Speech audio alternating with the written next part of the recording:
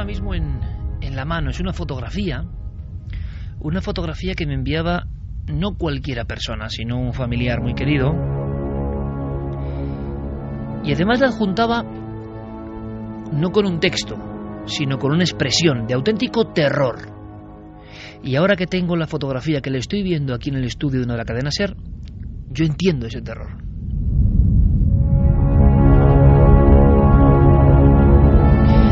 Esta noche hablamos de leyendas que parece que tienen una base real.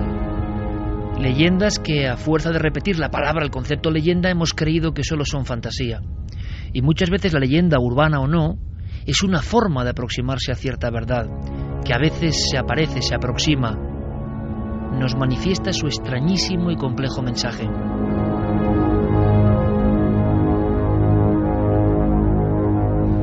Esta foto tiene ya muchos años. ¿Y sabéis lo que me impresiona? Me impresiona que no parece el lugar propio para que surja el misterio. Porque es una playa. Y no es una playa solitaria, hay algunas personas. Se ven incluso unas casetas de fondo, unas casetas típicas de bañistas. Hay una zona arbolada muy verde y asoman algunas estructuras blancas. Se ve que no es un lugar muy urbanizado, pero que la construcción aparta la naturaleza. Y se ha generado esa simbiosis rara del Mediterráneo, de las islas, en este caso de Mallorca. Una zona que quizá todavía no estaba completamente contaminada de urbanidad. Y una pareja de enamorados que se realiza esta fotografía, esta imagen. Él y ella en primer plano, él cogiéndola por el hombro, están tumbados tranquilamente en la toalla. Y si no tengo mal entendido, y luego ese familiar, si conseguimos contactar esta noche con él, quiero que me lo explique, porque es una vieja foto que siempre había estado ahí, que nunca se ha publicado, y que tiene que ver con el tema principal de esta noche. Resulta que, quizá, como digo, es una de las niñas de esta familia la que realiza la imagen. No lo tengo todavía muy claro. Pero lo único que importa en esta fotografía es que hay unas niñas de fondo, hay niños de fondo, es importante. Hay niños que revolotean. Parece que hay 200, 300 metros de distancia. La arena amplia, blanca, casi pura. Quizá todavía no había llegado, como digo, el turismo masivo. Y junto a una pequeña arboleda, junto a un remanso que aparece en la parte izquierda de esta imagen, y como observando a la pareja, hay sí lo que podríamos determinar o denominar como un mirón. Alguien que observa, alguien que parece sorprendido. Esa es la expresión. Cuando uno hace una imagen, una fotografía, una diapositiva en tiempos antiguos y de repente sorprendía en segundo plano a alguien que espiaba. Sí, parece eso, un espía, pero es un espía demasiado extraño. Porque muy cerca de los niños que juegan con sus bañadores, sus cubos de playa, que, como digo, revolotean en la parte del fondo de la imagen, en una zona de sombra, en contraste con una península de oscuridad que se abre, proyectada por los árboles de copas verdes, en mitad de ese sol, aparece un individuo. O ahora que lo amplío, o es una mujer, una extraña mujer. Observamos dos piernas robustas, oscuras, y luego una especie de túnica que también es como nebulosa, y al final el sol proyecta en ella su luz. Parece que es alguien que está ahí. Y luego la cara. Es una cara muy extraña. Es una cara como abombada, pero es una cara que parece humana. Tiene pelo lacio, que cae, una frente ancha, y la expresión no me atrevo a definirla, pero desde luego la mera observación nos produce un escalofrío. Y a veces esa es la señal de alarma. Esa es la señal profunda que nos indica que algo no encaja bien. Eso es. Ese individuo que está en la playa, en un día soleado, con más gente, como sin ser visto por los demás, no encaja. Si medimos, como ha hecho este familiar, periodista, colega mío, con el árbol que hay detrás, si se toma uno la molestia, se da cuenta de que este ser, este individuo, de pelo como albino, muy alto, está próximo a los 3 metros. Y sobre todo, que su estructura, su cuerpo, la posición que tiene, es de alguien muy delgado, muy delgado. Parecía observar en mitad de los árboles esos niños que jugaban inocentes. Nadie lo ve, ni siquiera en primer plano la pareja de enamorados. Esa foto me impresionó. Cuando un día hablaba con este compañero y familiar mío, periodista, sobre un nuevo mito, una nueva leyenda que había surgido con el hombre de Slenderman, el hombre delgado, este compañero me dijo: no creo que sea tanta leyenda. ¿Te he contado alguna vez la historia de una fotografía? Porque ese ser del que se está hablando aparece ahí, retratado, como espiando. Así que esta noche, amigos, si os unís a este viaje, quizá aprendáis con todos nosotros que hay leyendas instituidas como leyendas, primero, que pueden llegar a matar, y segundo, que pueden llegar a ser verdad, y quizá tercero, que pueden llegar a hacer enloquecer. No sé cuál de las tres posibilidades es más inquietante. Vamos a hablar de eso, pero me comunican que tenemos noticia de última hora interesante. Karen, buenas noches. Buenas madrugadas, Iker. Antes que nada vamos a dar las vías de contacto y luego hablaremos del agradecimiento, de la ola brutal de agradecimiento que tenemos que devolver, aunque sea en justa correspondencia, por todo el auténtico afecto, amor, energía positiva que este equipo ha sentido en Mérida hace una semana, 12º aniversario de Milenio 3. Pero eso, si os parece, será luego, porque tenemos tantos contenidos. Vamos allá. Venga, vamos a dar las vías de contacto a través del correo electrónico milenio3 con número @cadenaser.com, y en las redes sociales nos tienen que buscar como Nave del Misterio. Dejo ahí la imagen. ¿Quién será ese individuo asexuado, extraño, muy delgado, que parece tener 2,75 m o 3 metros, imposible, captado por la cámara en un descuido? ¿Tiene que ver con la leyenda? ¿Qué opináis de esa leyenda del hombre delgado? En los últimos 2-3 años ha irrumpido con fuerza, pero viene de un simple mito, de una fantasía. ¿Hay un arquetipo real? Se hablaba de un ser fotografiado en ciertos lugares donde desaparecían niños. ¿Qué habrá de realidad? Vamos a intentar descubrirlo. Hablamos de los miedos más profundos, de auténticos arquetipos en el inconsciente colectivo. Seguro que hay una raíz que nos va a sorprender. Como nos va a sorprender algo que es el poder de la mente, el poder adivinador de la mente. Hace tan solo una semana, en Cuarto Milenio, hablábamos de precognición y de un proyecto, de una web, de un sistema pionero donde se están analizando en tiempo real, ahora mismo, a la 1:41, mientras nosotros hacemos radio, vosotros escucháis la radio, participáis en ella, resulta que hay muchas personas en el mundo lanzando sus premoniciones, sus profecías. Y bueno, esto es un largo camino científico, pero el doctor Gaona, que está metido en toda la vanguardia, resulta que nos decía algo interesante. Habían empezado a encajar cosas con difícil explicación, quizá. Le pillamos en Canarias, donde con enorme éxito ha dado una conferencia. Doctor Gaona, buenas noches. ¿Qué tal? Muy buenas noches, Iker. Gracias por irrumpir en el programa. Hablamos de un tema que seguro que te apasiona también, pero primero, ¿cómo se llama esa web, doctor? The Premonitions, como en inglés, las premoniciones en plural, es decir, thepremonitions.com. Rapidísimo, doctor, porque ahora vamos con lo que ha ocurrido. ¿Por qué la hacéis?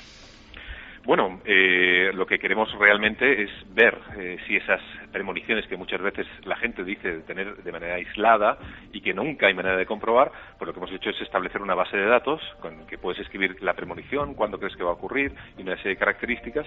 Esto se guarda en una base de datos en 2 países distintos para que nadie pueda acusar de manipulación y bueno, vamos viendo a ver qué es lo que va sucediendo. Y hay como una especie de marcador que va indicando que se están filtrando informaciones.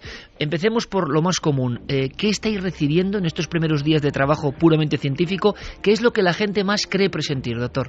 Pues la verdad que estamos recibiendo un montón, prácticamente 30, 40 diarias.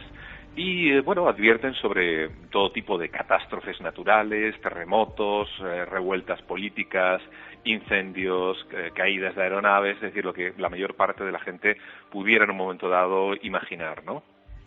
Vamos a hacer una cosa, porque es interesante. Casi rememoramos un correo electrónico que nos enviaba el doctor Gaona diciendo, ojo, que hay algunos detalles que nos van a llamar la atención. Y seguro que de todo el equipo. Santiago Camacho, buenas noches, compañero. Buenas noches, Iker. Clara Tahoces, buenas noches. Muy buenas noches. Javi Pérez Campos, buenas noches, amigo. Hola, buenas noches. Con Diego Marañón, Guillermo León, moviendo todo ya en Nave del Misterio en las redes sociales y en las webs, en ikerjimenez.com, en navedelmisterio.com, Fermín Agustí, todo controlado, y como como no, nuestro compañero Geray Martínez esta noche, que hizo un trabajo excepcional, hay que decirlo, en el programa de Mérida. Por aquí está la gente en Madrid también, para que todo fluya, es muy importante decirlo, y Geray esta noche con nosotros.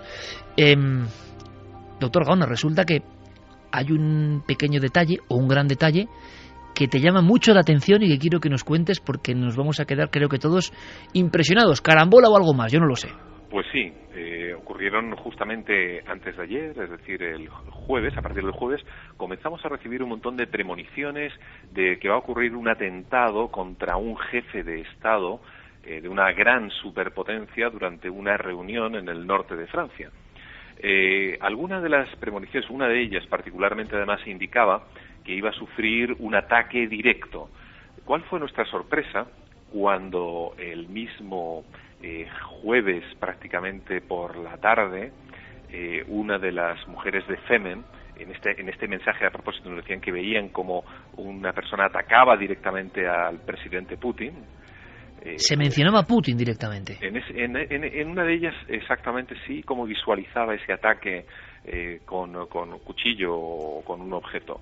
Y justamente por mediodía tarde, es decir, después de haber recibido dicha premonición, ocurrió justamente el ataque en el Museo de Cera sobre la figura de Putin. Pero de manera paralela, lo que sí detectamos es que comenzaron a haber un montón de premoniciones sobre el ataque a un jefe de Estado, además de lo que he mencionado anteriormente, cuya no quiero desvelar la nacionalidad, por lo que vais a entender a continuación. Fue tal la marea de premoniciones, y además con diversas IPs, distintos puntos de España, y todas eran coincidentes, que no pudimos otra cosa que al día siguiente, es decir, ayer mismo por la mañana, llamar a la embajada, no sé, por una cuestión ya de no sé si de ética o en un momento dado sentirnos culpables si pasara algo, porque era demasiada la corriente que de lo que nos llegaba a nuestra web. Y ¿cuál fue nuestra sorpresa? Cuando dicha embajada se lo tomó tremendamente en serio, nos pidió los correos, los textos, la verdad que lo único que mandamos por un asunto de confidencialidad, y lo mandaron a la capital de dicha superpotencia para ser analizado, pero estuvieron toda la mañana, además con una seriedad absoluta. ¿Preocupados con lo que decía la combinatoria? O efectivamente, llamándonos de ida y de vuelta para analizar cada uno de esos mensajes. Y cuando, dentro de esas conversaciones tan largas que tuve, de hecho me resultó difícil pasar consulta ayer viernes por la mañana porque constantemente me llamaban de dicha embajada el jefe de seguridad, el jefe máximo de seguridad de esa embajada. Nos dijeron que además se tomaban muy en serio este tipo de cuestiones en relación a las premoniciones, porque habían observado que había que tomárselas tan en serio porque muchas veces eran relevantes, nunca mejor dicho, antecedían a acontecimientos. ¿Pero por qué? Porque realmente no solamente manejamos premoniciones, lo que manejamos son mareas de pensamiento. Es decir, son ideas que en un momento dado invaden a la sociedad y de alguna manera conducen, van polarizando. Entonces, lo que realmente estamos analizando, quizá no nos hemos dado cuenta, son estas mareas de pensamiento. ¿Qué teme la gente? ¿Qué esperanzas tiene? ¿Qué cree que va a suceder? Porque evidentemente hay unos factores matemáticos. Cuando mucha gente cree que va a suceder algo es porque habitualmente es muy probable que suceda. Claro, mareas de pensamiento. Qué término más interesante. ¿Qué opináis, compañeros? Si queréis preguntar algo al doctor Gaona, ¿por qué?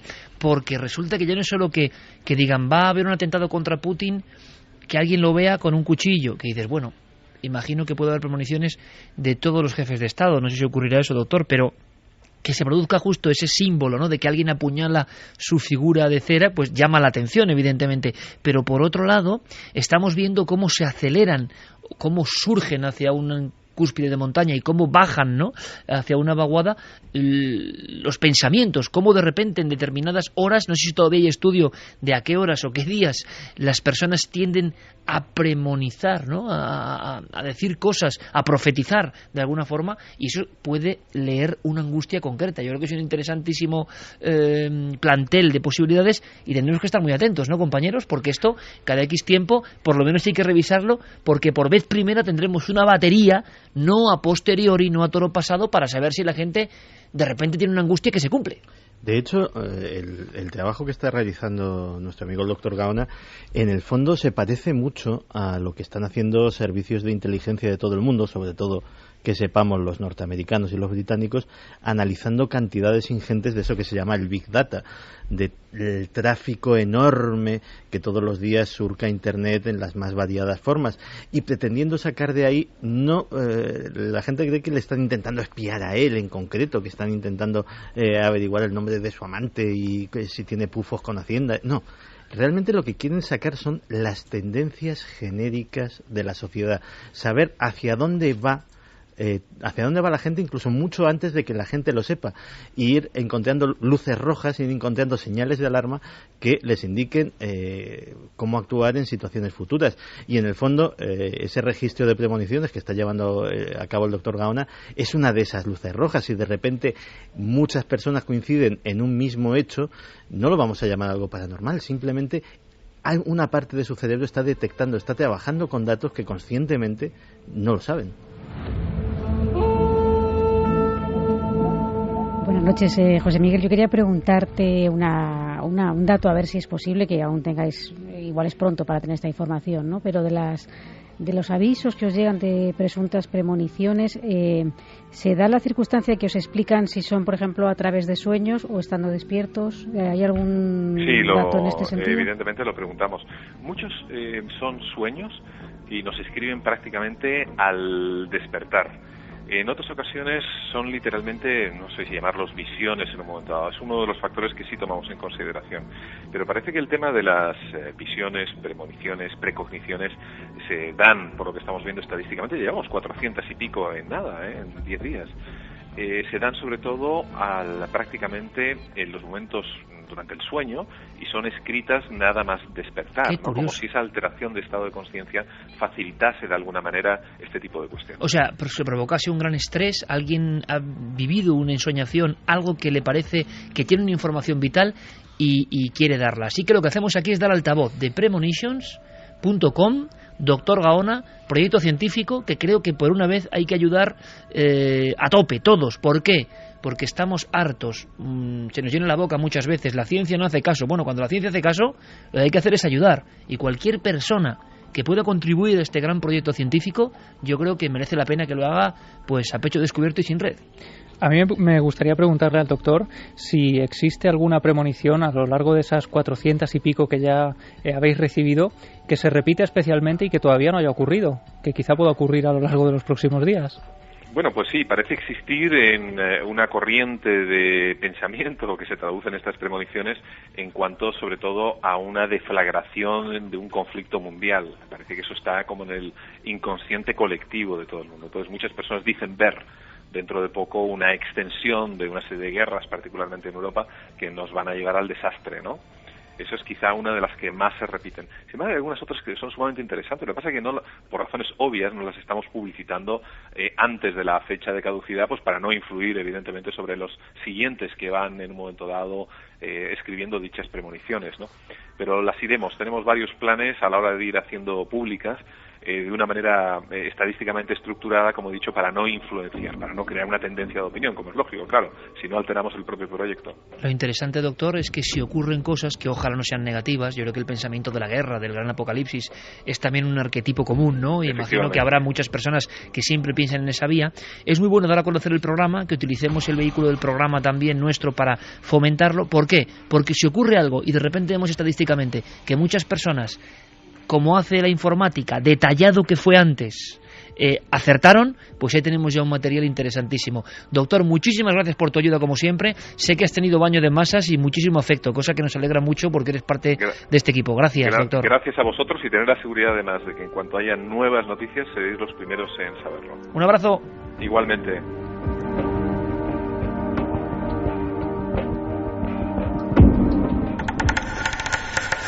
Milenio 3. Detrás del misterio. En busca de una respuesta. Cadena Ser. Era como una leyenda antigua. Algo sacado de un cuento de hadas. O de una vieja canción. Todo el mundo hablaba sobre el cazador porque todo el mundo le tenía miedo. La gente siempre temía que volviera a actuar. Y cuando lo hacía, daban las gracias al cielo por haberse llevado al niño de otra persona. Quizás sintieran un poco de remordimiento por ello, pero no duraba mucho. Todo el mundo tiene sus propios problemas. No es ni bueno ni malo. Es así.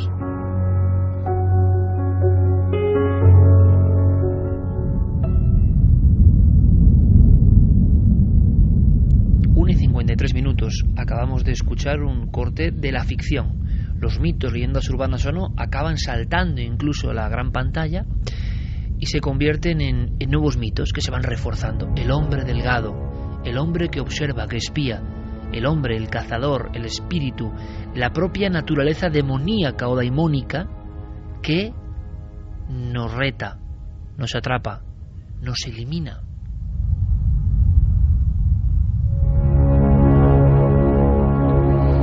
El mito, el arquetipo generado por Internet, la historia que vive su proceso evolutivo porque tiene condimentos para que las personas lo crean, es decir, está bien armada, tiene elementos que sorprenden, que son diferentes, nos muestra al hombre delgado como casi una prolongación de los propios árboles. Podríamos hablar casi de un hombre raíz, o de un hombre árbol, o de un hombre salvaje, como los que engalanan algunos frisos, por ejemplo, en ciudades como Úbeda, el hombre salvaje, o en la Catedral de Burgos, ¿no? El mito de la naturaleza convertida en ser extraño que nos observa. Toda la leyenda de la antigüedad de cuando la naturaleza tiene un alma y es capaz de observarnos, capaz de bendecirnos y capaz de atacarnos también. Lo que vais a escuchar ahora no es ficción, es una conversación policial, algo ocurrido en un pequeño pueblo, algo espantoso que conecta con esta leyenda. Y cuando una leyenda genera sangre y genera expectación, obsesión y quizá una raíz real, nos interesa evidentemente. Deja de ser una simple leyenda para ser algo que entra de lleno en el puro misterio. ¿Qué ha ocurrido? Escuchemos. He encontrado a una chica de 12 años. Parece haber sido apuñalada. ¿Parece haber sido qué? ¿Apuñalada? ¿Apuñalada? Dice que tiene problemas para respirar. Dice que le han apuñalado varias veces. ¿Está despierta? Sí, lo está. ¿Respira? Sí, está respirando, pero dice que no puede hacerlo profundamente. Está consciente. Un suceso espantoso entre niñas pequeñas, entre preadolescentes. Es algo que ha consternado a una gran parte de la sociedad, pero queremos, Carmen, conocer todas las claves.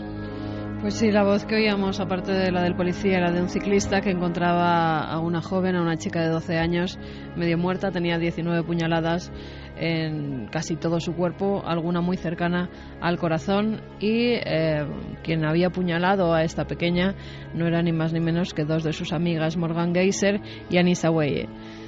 Al parecer lo llevaban planeando desde el mes de diciembre, y todo porque estaban obsesionadas con Slenderman. Era una prueba para este ser de que ellas eran de su clan, que en cierta forma había una página web donde Slenderman, o el que decía que era un ser real, que se llamaba así, pedía como un acto de sangre para estar más cerca de su figura, para estar más cerca de él, y además formar parte, ir a la casa que tenía en el bosque, una casa de demonios.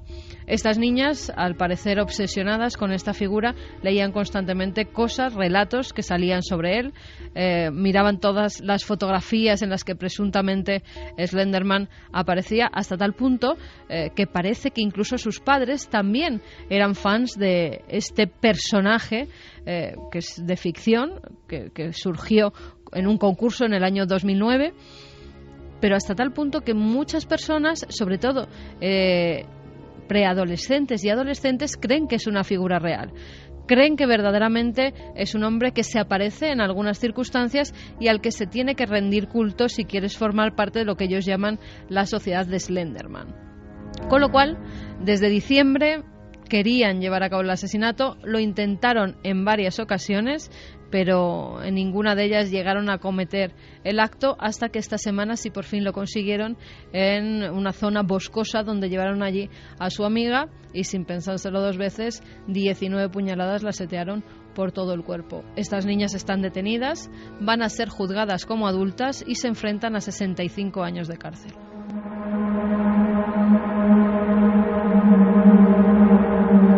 Este es el hecho policial. Luego entraremos en el hecho virtual.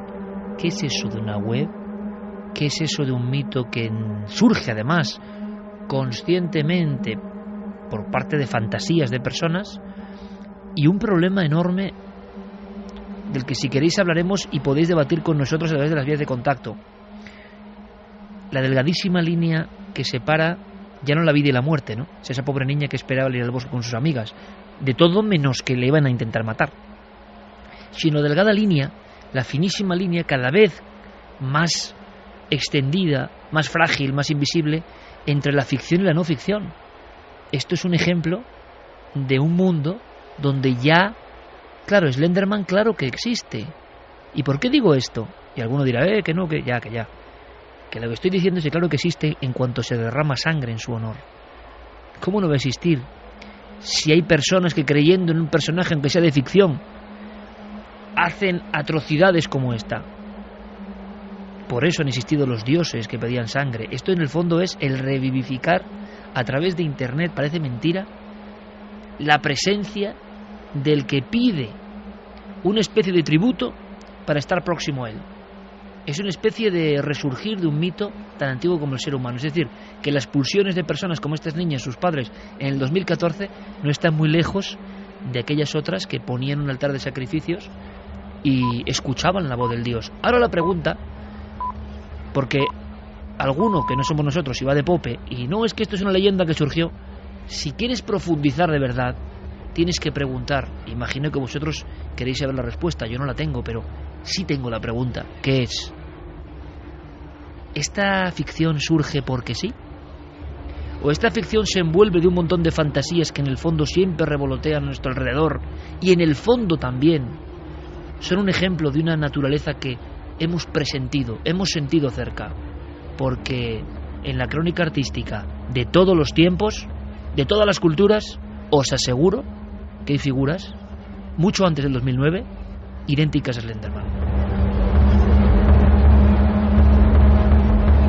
Hay que decir, Iker, que al principio el personaje que creó a Slenderman, Erik Knudsen, dijo que eso no tenía nada que ver, que era un asesinato que habían cometido unas adolescentes y que no tenía nada que ver con su personaje. Más tarde rectificó diciendo que bueno, que en la página web que tienen, en creepypastawiki.com, ellos lo que hacen es subir relatos de personas, además que es una web para mayores de 13 años. Lo daban como que los padres tenían que haber tenido algún control sobre acceder a ese contenido que hay en Internet.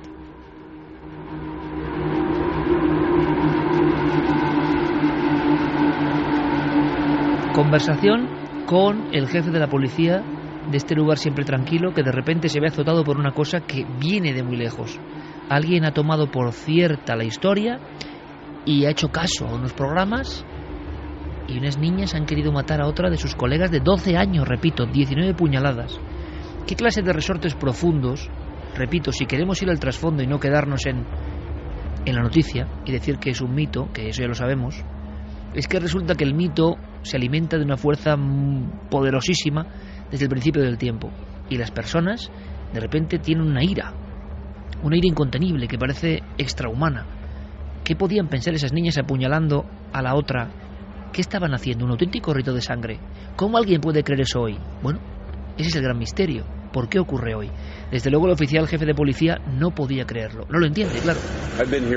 Llevo aquí unos 24 años como capitán de la policía de Waukesha y jamás había visto un crimen de esta naturaleza, especialmente si tenemos en cuenta que se trata de chicas de 12 años. La víctima ha estado a punto de perder la vida. Una de las heridas provocadas por las puñaladas está rozando el corazón, y eso sin contar las otras 18 puñaladas que presenta.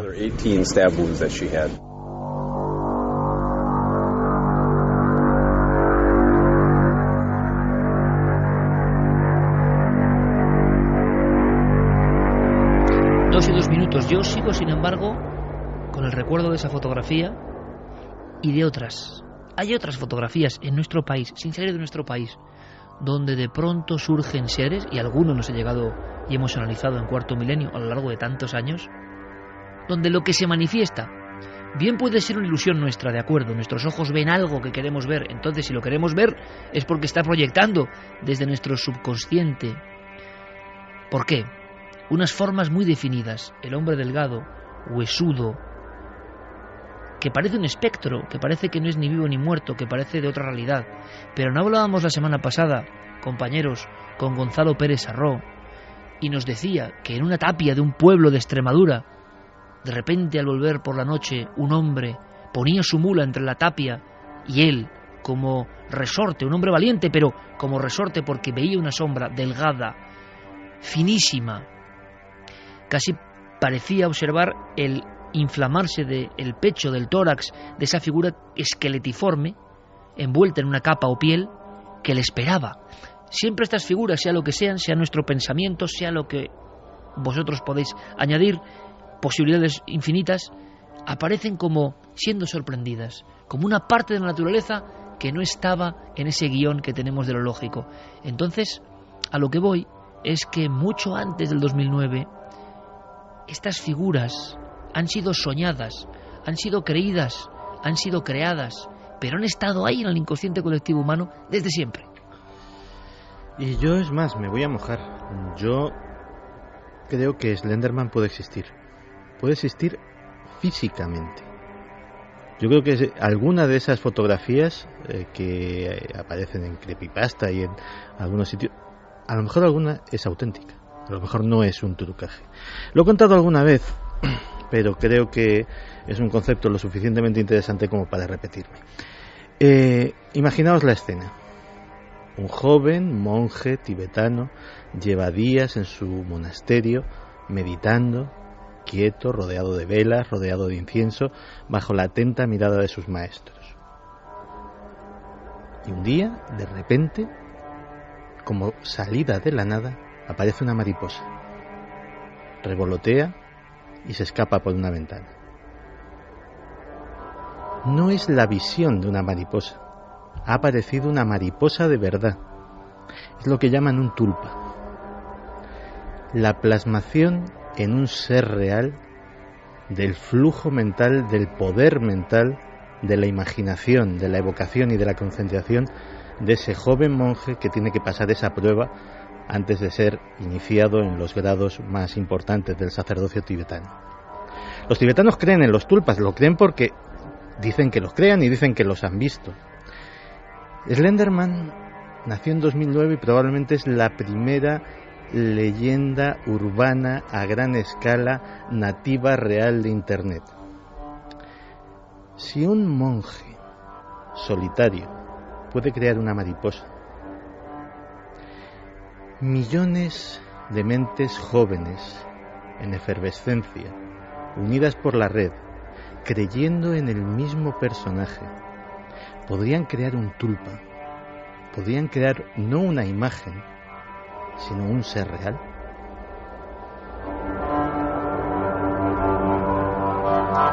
Lo que sabemos es que, y es otra de las etapas, estamos intentando analizar detrás de la tramoya de lo superficial, que es lo que os va a contar, si cuenta alguien esta historia, ¿qué subyace?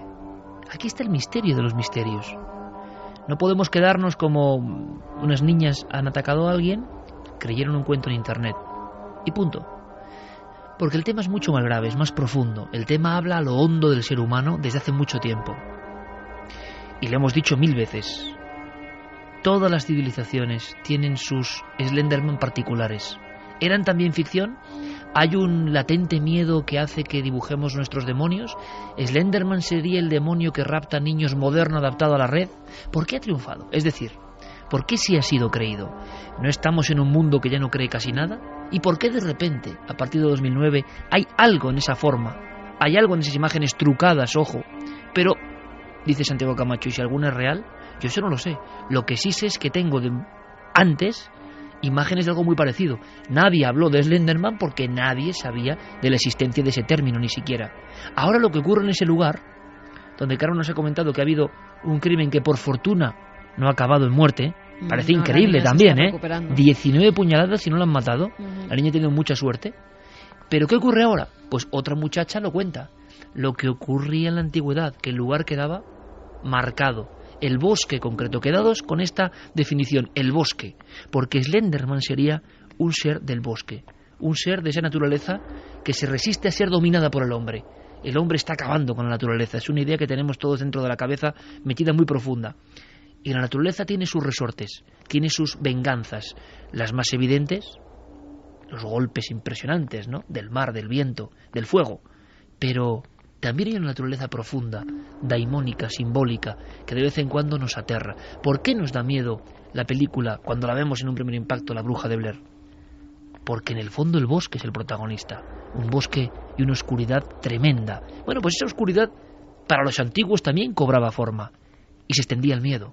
Y en el 2014, esta misma semana, todos los niños con el iPad, la tableta, el internet es normal en la vida de hoy. Y sin embargo, ese miedo tan atávico, tan profundo, que no nos quitamos de encima, surge y se extiende.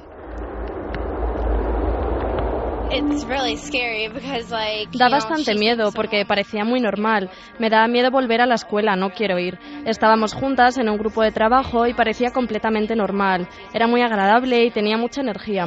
Conozco a Slenderman, sé que hay un juego para el ordenador y vídeos simulando que es real por todo YouTube y sitios así.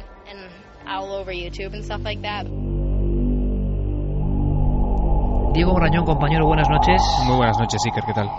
Estamos calibrando esa profundidad que a veces dejamos pasar, ¿no?, de algunas noticias, porque algunas noticias pueden ser eso, simples noticias que pasan, como casi todas hoy en día, o archivos del estado mental del ser humano en este momento concreto que estamos viviendo. Creíamos haber exorcizado todos los demonios, pero no, algunos demonios siguen paralelos a nosotros, asomándose de vez en cuando. Lo que yo no acabo de entender es que después de esta crónica policial haya una crónica virtual. ¿Qué es eso de un juego?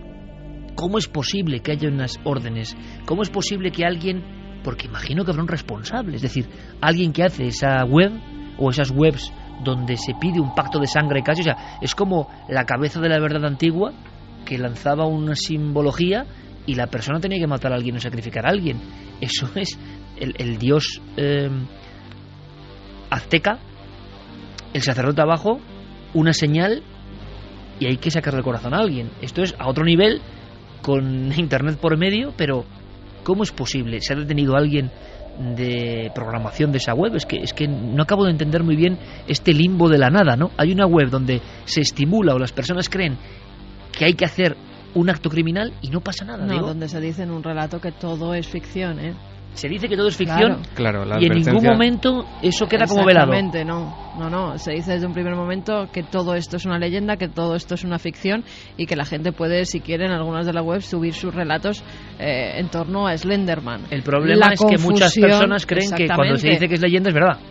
No, o que la confusión está en unas niñas adolescentes que están obsesionadas con esa figura que entre las aterra o también el morbo de pertenecer a algo oscuro, a algo que pues tiene que hacer un pacto de sangre, pero luego lo llevan a la realidad. Es un poco, y que no me entiendan mal los jugadores de rol, como un juego de rol cuando se lleva a realidad y a matar a alguien. Sí, en este caso es prácticamente lo mismo. En realidad, además, es que la historia está tan clara y el origen de la leyenda está tan claro, se sabe, ¿sabes? Hay datos tan exactos de dónde surge todo, como habéis comentado.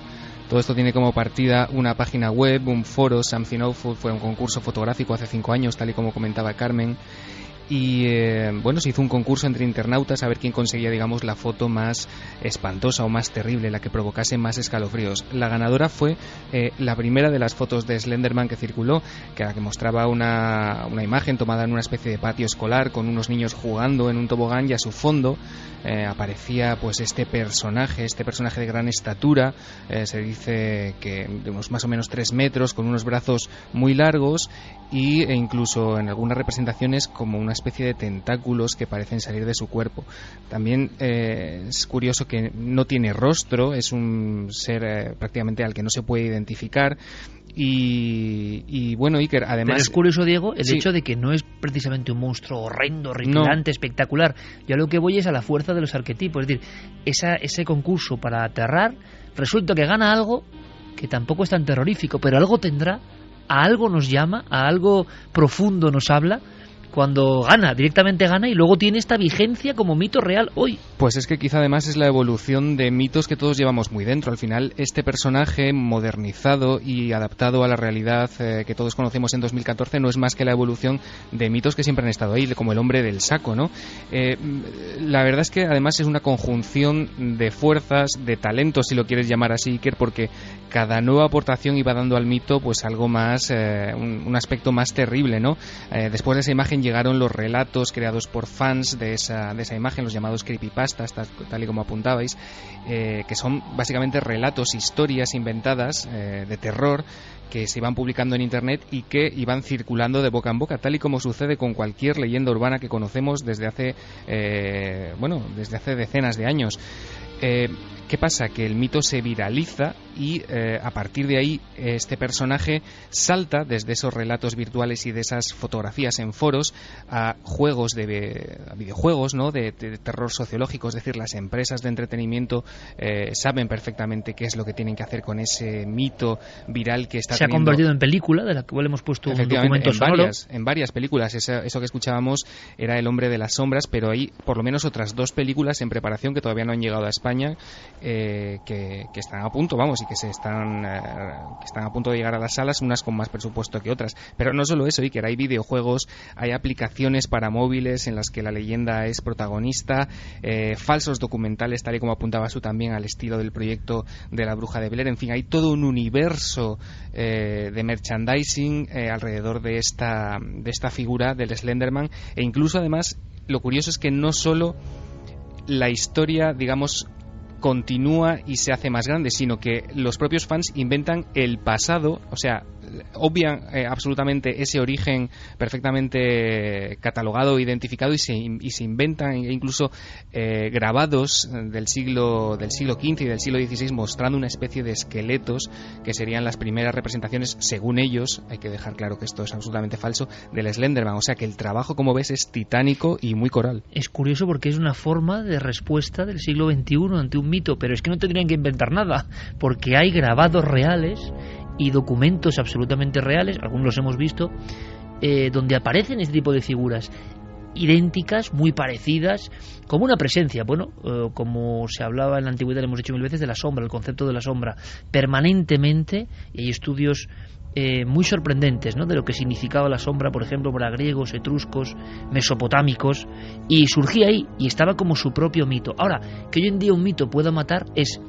¿por qué tiene éxito? Es como el misterio, yo lo pienso muchas veces, de esas músicas que dan la vuelta al mundo, a la gente les gusta, intentan repetirlo una y otra vez y no, el mismo productor, el mismo autor intenta volver a la tecla y no puede. Ha habido algo que ha sonado una vez y ha tocado teclas profundas que nadie sabe manejar del todo, pero que son universales. En el miedo también, y el miedo universal será porque todavía sentimos que hay áreas en sombra de nuestra propia naturaleza, ¿no? Yo estaba recordando además ahora, justo al visualizar esta imagen de Slenderman, un relato, una novela del año 92, que no podía ser de otro que de Stephen King, El juego de Gerald, donde ya aparecía un personaje muy parecido al Slenderman. En la novela se habla de la historia de una mujer que se queda esposada a una cama en una cabaña en el bosque, donde ha perdido la llave, no puede hacer absolutamente nada, y Stephen King relata cómo cada noche en el dormitorio aparece un personaje, un siniestro personaje vestido de oscuro, con los dedos muy largos, con una gran estatura, con la cabeza muy pequeña, y que se limita a quedarse mirando al personaje durante horas hasta que amanece. Y juega un poco con esa ambigüedad de si es un personaje real que vive en el bosque, precisamente, que entra en la cabaña a observar a esta mujer que puede ser su próxima víctima, o si ese personaje viene de lo más interno de la víctima. La evidencia de que estos seres aparecían al ser humano es antiquísima. El problema de las redes, cuando se empieza a falsear el propio pasado, muchas personas pueden creer que todo eso es falso.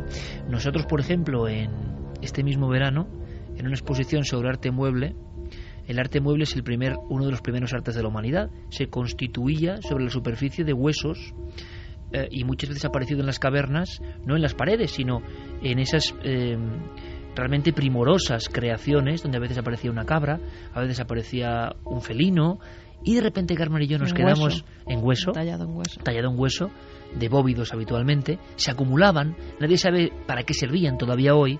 Algunos piensan que eran bastones de mando, menuda imagen, ¿no? Y otros piensan que eran como exvotos de hueso. Pero hubo uno, y Carmen me conoce muy bien, que me hizo dar un brinco hacia atrás, que yo creo que estábamos solos en la sala de exposiciones en pleno corazón de Santander, en la Fundación Sandes Autola. Y era un hueso que venía del norte de Europa, donde hay algunos parecidos, pero yo no vi nunca algo tan claro y estremecedor. En la propia descripción ultra aséptica y escéptica decía: los primeros fantasmas de la historia. Y entonces, perfectamente grabados sobre ese trozo de material animal, aparecía, chicos, porque es impresionante, lo estoy viendo ahora mismo, bueno, aparecían dos figuras, que no era una, sino eran dos, robustas pero delgadas al mismo tiempo, envueltas como de un resplandor, con las manos largas, delgadas, tenían como una especie de capa o de traje, y al llegar a la cabeza no había cabeza. En este caso eran dos decapitados flotando que aparecían. Edad del grabado, unos 33.000 años. Pero no es lo único. En Gönsdorf y en las plaquetas grabadas de Dinamarca se le dijo a algunos de los catalogadores del material, como Leroy Gurham: oye, ¿qué le ponemos a esto? Y dijo: está claro, no entiendo de otra palabra más cercana. Ponle aparecido, espectro, fantasma. Se habla siempre de grabados, pero no tan remotos. Están, y la figura y la estructura es exactamente la misma. Quiere decir, estos creadores de ficción de Internet de ahora, en el fondo no están más que dejando correr su imaginación, una imaginación que fluye por canales muy amplios y que es universal. Claro, es que mencionabas esas imágenes de hace 30.000 años. Es que somos los mismos de hace 30.000 años. Biológicamente somos exactamente iguales a esos ancestros. Y antes de crear herramientas complejas, antes de inventar la rueda, antes de crear cualquier cosa que fuera parecido a una civilización, lo que realmente fuimos fue creadores de dioses. Fue casi nuestra primera creación. No sé si hubo un dios que nos crea a nosotros, pero que desde luego nosotros creamos dioses es algo absolutamente inapelable. Y creamos dioses como Odín, creamos a Osiris, creamos a Zeus, y eran dioses muy poderosos que los habíamos creado nosotros, que les habíamos otorgado nosotros ese poder, pero que lo tenían, que recibían mucha sangre en su honor, que se conquistaban naciones en su honor, que se rendía pleitesía a una creación nuestra.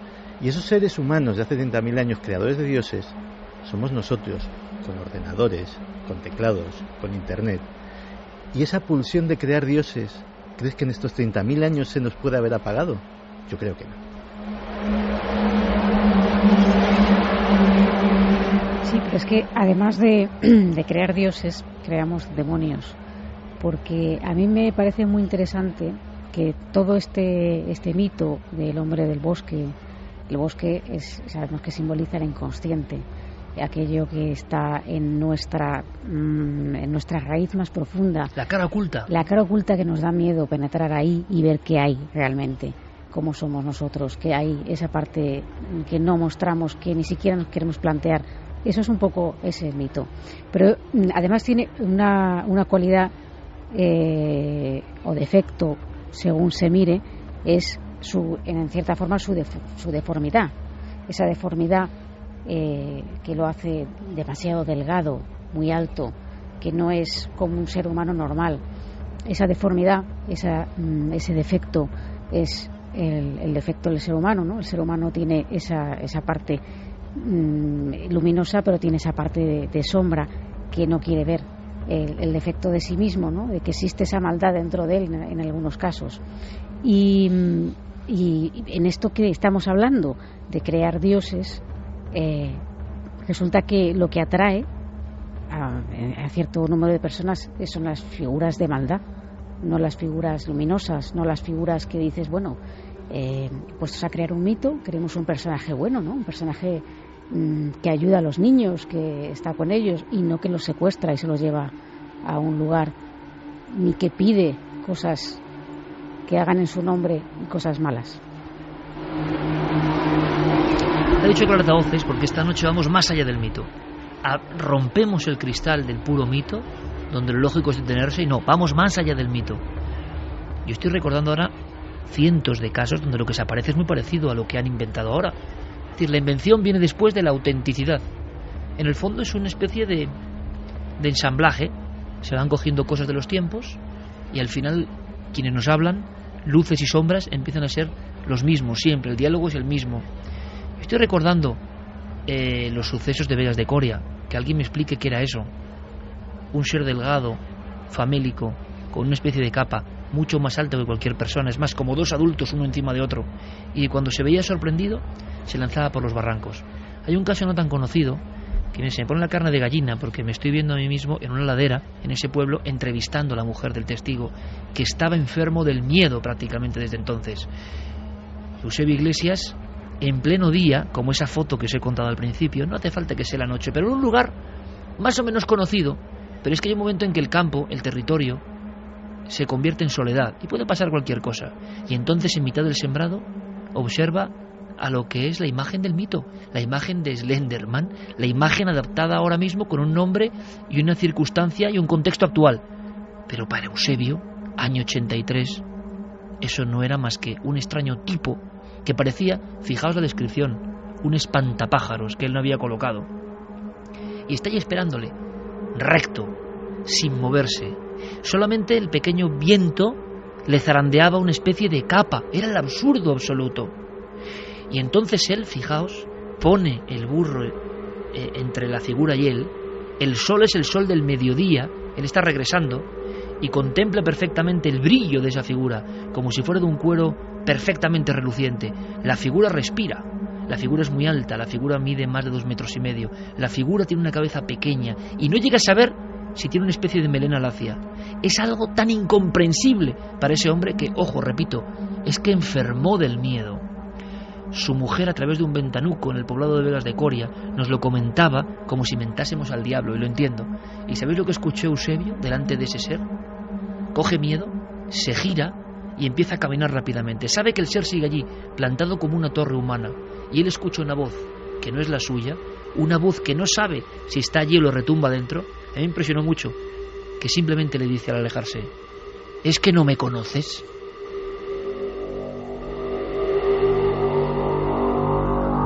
Estamos hablando de los daimones absolutamente, ¿no? De los aparecidos que cobran formas. Pues veréis, claro, entonces hablaba del bosque, donde surgen los nuevos mitos, parece mentira. Y el bosque tiene una personalidad concreta, muy especial. Le preguntamos en su día ni más ni menos que a Patrick Harpur, el creador de Realidad Daimónica, el estudioso a través de la historia de estas apariciones que para él son realidades, que se manifiestan, que nos hablan a su forma. Y lo hemos hablado aquí alguna vez, y es muy hermoso.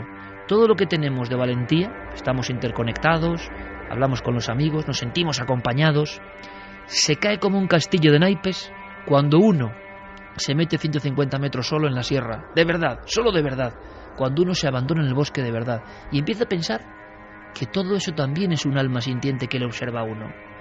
El bosque vivo, todo eso también está perfectamente analizado.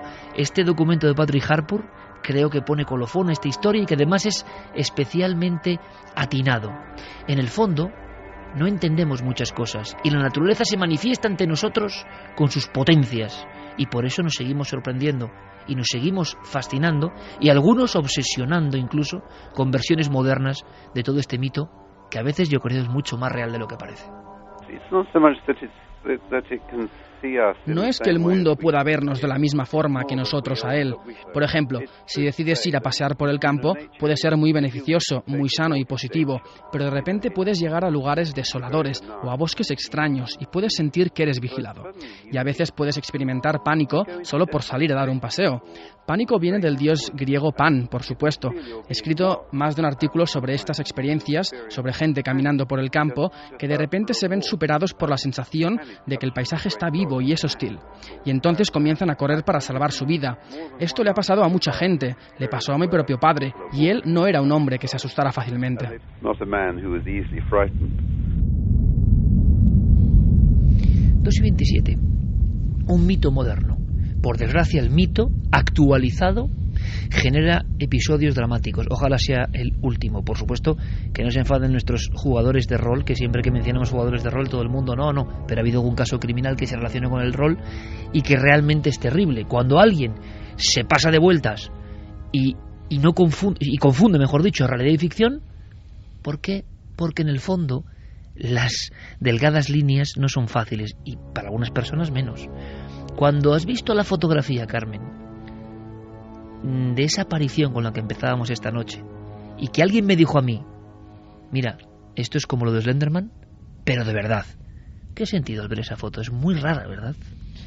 Es una fotografía que vimos hace varios años y siempre nos resultó muy extraña. Incluso yo creo que ni siquiera conocíamos la intrahistoria de Slenderman.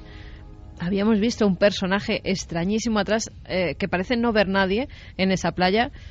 La fotografía todavía no podemos subirla, que está preguntando todo el mundo por ella, que por qué no la subimos. No tenemos el consentimiento de las personas que aparecen en ella, con lo cual su privacidad es lo principal.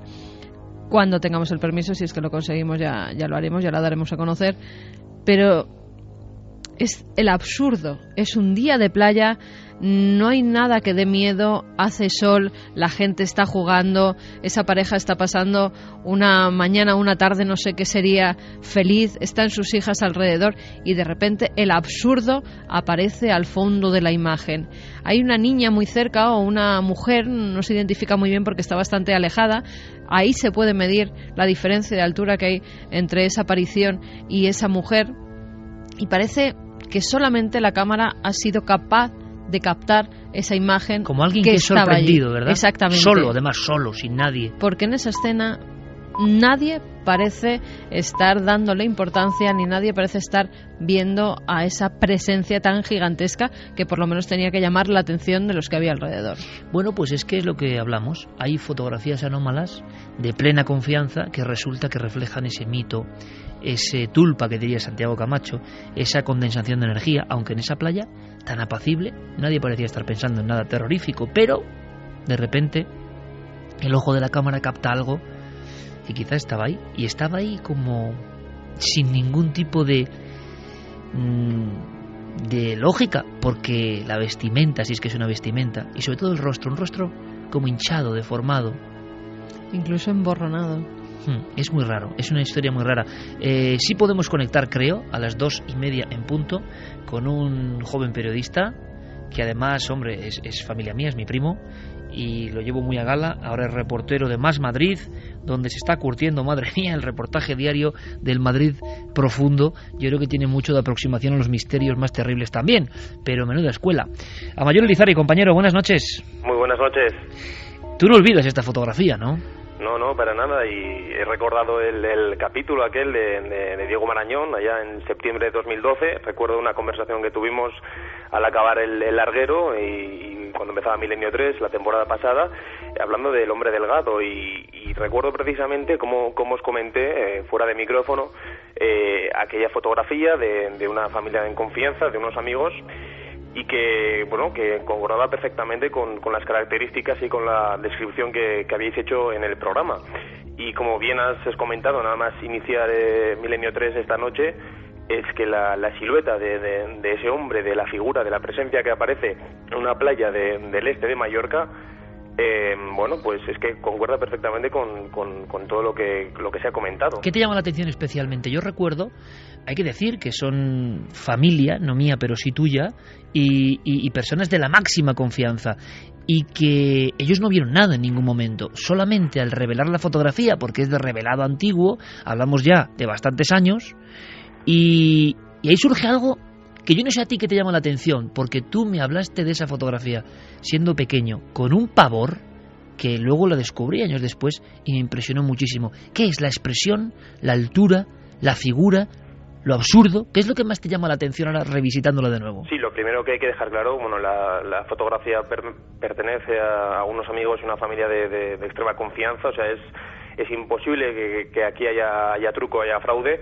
Y como bien comentas, lo que nada más llama la atención es la altura de esa silueta, de la presencia que tenemos en esta fotografía, que está tomada en el julio, creo que es el julio del verano de del año 2000 en el este de Mallorca, en una playa que no vamos a desvelar por ahora, y que, bueno, dada la escala, dada la proporción que se ve en la arena, es una persona, un ser de, como hemos comentado, 2 metros largos, podría rozar incluso los 3 metros, pero el detalle, el dato que a mí sí es que me llamó la atención, y es que me lo comentaron los propios protagonistas de la escena, es que donde está ubicado ese ser, había un chiringuito de playa, un chiringuito, un bar, un restaurante donde esa misma tarde ellos comieron, y en la fotografía no se aprecia el chiringuito, aparece ese ser, aparece esa presencia encima de la sombra de ese cuadrilátero que sería el restaurante, y no está nada más. Eso es lo que llamaba la atención por encima de cualquier cosa. Había un rostro como que miraba, ¿no? Una especie de cara, pero que no acaba de ser una cara, y que parece que está observando precisamente a quien hace la fotografía, que es lo más extraño. Sí, es una, para mí, la primera sensación que me da es que es una posición, una cara totalmente desfigurada, pero da la sensación que está observando, que está al acecho, ¿no? Que está, como bien habéis comentado, está como espiando, ¿no? Es una sensación o una percepción mía muy, muy propia. Desde hace ya 14 años que he visto esta foto una y otra vez, hemos hecho el zoom, hemos hecho cualquier tipo de invento, de técnica para poder saber qué es eso, pero es lo que comentábamos, ¿no? Un rostro totalmente desfigurado, las extremidades que se ve perfectamente, los tobillos, las pantorrillas, se ve esa silueta perfectamente apreciable en la sombra, y que, bueno, pues la media melena o las barbas rubias, es una cara como muy fantasmagórica, ¿no? Hay quien me dice, no tiene rostro o no tiene expresión, pero a mí la sensación que me da es que esa presencia parece que quiere comunicar algo, parece estar receptivo o inquieto, ¿no? Es una estampa que perfectamente, deja muchísimo a la especulación, en fin, cualquier tipo de pregunta puede quedar abierta aquí, pero yo lo que os he comentado, y es el detalle que a mí me daba rabia, quizás que no pudiéramos comentar más, porque es una fotografía de hace ya 14 años, no está ni siquiera digitalizada, y es que en ese mismo lugar me comentaban mis amigos que ahí estaba un restaurante, y en la fotografía el restaurante desaparece, está totalmente volatilizado, no hay más que una sombra, y en esa sombra la preside, la corona, esta silueta enorme de casi 3 metros, pero lo que no aparece es el restaurante. Y ya detalle como más macabro es que quien hacía la fotografía, quien sacó esta instantánea, era una chica que por aquel entonces tenía 12 años, y al hacer el clic de la fotografía ya comentó que había visto a ese ser porque se le quedó mirando, y en lo que es un parpadeo dejó de verlo y no apareció. O sea que la testigo principal, que esto yo no lo sabía y era una información que no tenía, sí que cree ver a alguien y que luego ya no está. En el momento que ejecuta la fotografía, que la instantánea ya una vez está capturada en la máquina, ella se quita el objetivo de la cara, del ojo, hace simplemente una vista al fondo porque algo le llama la atención y reconoce algo que ya ha visto con anterioridad. Yo he mantenido conversaciones con esta protagonista muchísimas veces durante años, porque somos coetáneos, somos de la misma edad, y me comentaba que ella ya tenía la sensación de conocer, de saber quién era aquel hombre de la túnica azul, y me comentó una noticia que fue, siempre fue para muchos medio cachondeo, para otros no fue tanto, pero que le marcó, y fue que ese ser ya se le apareció cuando ya tenía unos 5 o 6 años. O sea que las personas se quedaron muy impresionadas con esta historia, es decir, que los testigos, la familia, que conocemos incluso, yo no con tanta cercanía como tú, sí que luego imagino que esta fotografía, como tantas que nos llegan a Cuarto Milenio, que dicen, oye, ha salido algo, bueno, la niña dice no sé qué, pero en este caso sí que fue un peso, sí que, no sé, imagino que les impresionó, y yo no sé si les preocupó. Yo siempre he oído, y además lo digo porque lo he oído, lo he escuchado, lo he incluso casi tocado, es que les marcó aquella fotografía, que por cierto la vieron casi, no te voy a decir años después, pero sí a los meses después, porque entonces no contábamos con la digitalización, con todo, digamos, el avance tecnológico que hay hoy en día, con las fotografías, con los smartphones o con cualquier tipo de máquina fotográfica o de vídeo, y en este caso, a los meses, en cuanto ven esa silueta, esta persona no enloquece, pero sí enseguida, el rostro cambia totalmente, se le queda pálido, y pues con una expresión que yo recuerdo que me comentaba que a esa persona o a ese ser, porque ella se refiere a él como a esa persona, decía, ya lo he visto antes, ya lo conozco, y claro, cuando aparece en la fotografía y recuerda el flash de nada más quitarse el objetivo del ojo, al verlo, algo le conecta en el subconsciente, algo le hace ver que ya le conocía, y me dijo efectivamente que ya desde hacía años a esa persona de la túnica azul, de esas barbas, de melenas rubias, o es que tampoco se puede decir si son barbas o melenas, esa cara desfigurada, ya la conocía y ya la había reconocido, y su sensación era que le quería transmitir algo, que le quería decir algo, era como un mensaje o una, por la posición en la que aparece esa silueta en la fotografía, como que hay algo que le quiere transmitir, y desde entonces no ha vuelto a aparecer en estos últimos 14 años. Caballero Lizarri, compañero, mucha suerte y nada, buenos reportajes en Más Madrid, compañero, te veremos. Muchísimas gracias. Un abrazo. Un abrazo.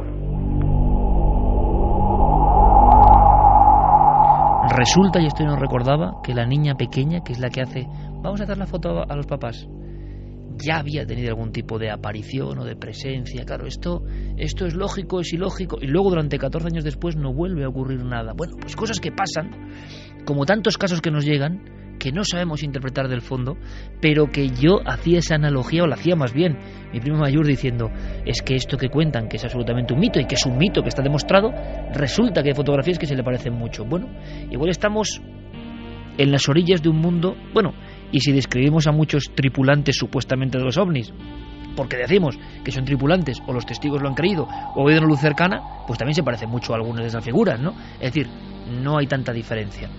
Pero aquí se hablaba de niños, ¿verdad? Y de que esta figura raptaba a los niños. Pues ahora vamos a hablar de niños, y yo siento que es el programa un poco oscuro, pero viene así. Hay un par de noticias que tienen que ver también con leyendas urbanas y que tienen un trasfondo que nos va a inquietar. Pero antes, nuestra audiencia, mensajes. Pues vamos con algunos de los mensajes. Al parecer este tema le está dando bastante mal rollo a mucha gente. A Josema, por ejemplo, que dice que no lo pasaba tan mal desde el día de las dramatizaciones. A Inat, que hoy Milenio 3 ha hecho que encienda la luz, que madre mía. Jesús Martín Vidal decía, ¿y si la inspiración del autor de Slenderman fue su subconsciente? ¿Y si lo había visto y ni siquiera se dio cuenta? Lo que decía Santi me parece muy interesante. The Real Tweet pregunta ¿a qué edad está completamente desarrollado el lóbulo frontal de un menor? Del fanatismo a la psicopatía hay un paso. Borja dice que al final los miedos... pasa mucho tiempo, pasa mucho tiempo, es decir, el cerebro sigue formándose, y es más, los últimos estudios indican, y es interesante, le podemos preguntar a Manuel Martín Loeches, pero que en la adolescencia nuestro córtex, nuestro cerebro no está acabado del todo, y eso me parece muy sorprendente, ¿no? Borja nos decía, al final los miedos son los mismos desde el origen de la humanidad. Lo que cambian son la forma de expresarlos.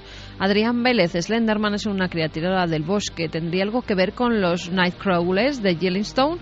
Uno es oscuro y tétrico y parece que representa al mal por los hechos que le rodean. Los otros son blancos y luminosos y en parte hasta graciosos. Parecen representar al bien ya que nunca han hecho daño a nadie. Este es un mito sobre el mito, ¿no, Javi? Aunque como siempre también bebe de la realidad. Es que no es casual que Slenderman sea un personaje que nace en Estados Unidos. El bosque en Estados Unidos, y eso lo he vivido de primera mano, es incluso a día de hoy la fuente de una buena parte de las leyendas, no solamente de Slenderman o del caso de Yellowstone. Estaban los Hide Behinds, que se supone que son seres que se esconden detrás de ti, como dice su propio nombre, y que no los ves, y que son precisamente los que provocan esos ataques de pánico que tienes en el bosque. Hay muchísimas leyendas de bosque en casi todas las zonas boscosas, y prácticamente en todos los estados hay zonas de bosque, y yo creo que no es precisamente casual eso, o sea, que haya nacido en Estados Unidos, donde el bosque es el gran semillero de las leyendas, ¿no, Javi? Sí, y bueno, y también en España tenemos las damas de los caminos, seres que aparecen en estos cruces de caminos, leyendas que vienen de los antiguos celtas también, siempre relacionadas con el bosque, y en este caso que hablaban de los Nightcrawlers, eran unas imágenes tremendas que habían captado cámaras de seguridad, que a día de hoy expertos no habían conseguido tampoco explicar, y que ya se hablaban de viejas leyendas que tenían lugar en esos bosques. Que yo creo que tendrán explicación, ¿no, Javi? Esas imágenes eran como muy demasiado buenas para ser verdad. Claro, pero igual no lo sé, yo no lo sé. Diego, ¿hay alguna información de eso de última hora o se ha quedado ahí en ese gran cementerio de elefantes que a veces es la red, ¿no? Donde uno espera respuestas y no hay. No, además es que es lo que dices, es un cementerio de elefantes en la que la información va quedando absolutamente olvidada, pero en relación a lo que comentabais, que además esta leyenda está centrada en los niños, eso llama poderosamente la atención, porque la propia leyenda dice que Slenderman es un ser que pasaría desapercibido para los adultos, es decir, está absolutamente dirigido a un público concreto. Es decir, tiene un segmento de población como objetivo que principal. Solo lo ven los niños, ¿no? Sí, efectivamente. Porque tienen todavía... Se dice que los induce a una especie de trance hipnótico, una cosa así, a veces acompañado de cosas, de patologías como incluso la paranoia, ¿no? Que hace que los niños desaparezcan por completo, y que es un ser que no puede ser percibido por los adultos. Así que fíjate hasta qué punto se dirige absolutamente la leyenda hacia un público concreto, y luego pues encontramos cosas como la que ha ocurrido esta semana. Bueno, y espera, Diego, porque esto es interesante, y como Harpur nos lo comentaba, te lo comentaba en una larguísima entrevista, muchos de los informes sobre seres del bosque son de niños.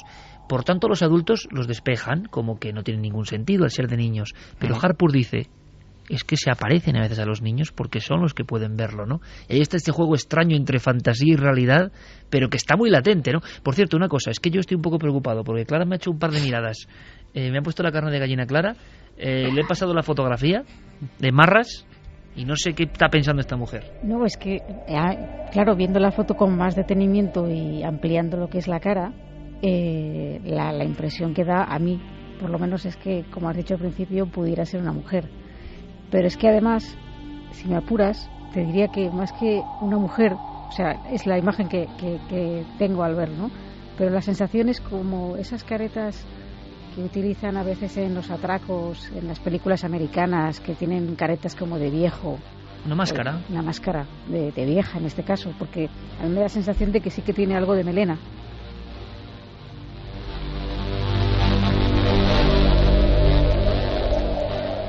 Montaña Sánchez nos decía, se podría estar hablando de una secta a través de la red, toda esta sociedad Slenderman que se ha creado. Blanco Oriol, Slenderman me recuerda a las sombras de piernas infinitas que captó la cámara en USA en un parque. Esas. Las que hablábamos anteriormente. Fátima, una mente joven y maleable, escuchando o viendo algo que no debiera por su juventud, quizá no diferencie lo verídico de lo ficticio. Bueno, pasó también con la película de Superman, ¿no? Los niños que se tiraban por la ventana vestidos de Superman porque creían que iban a volar.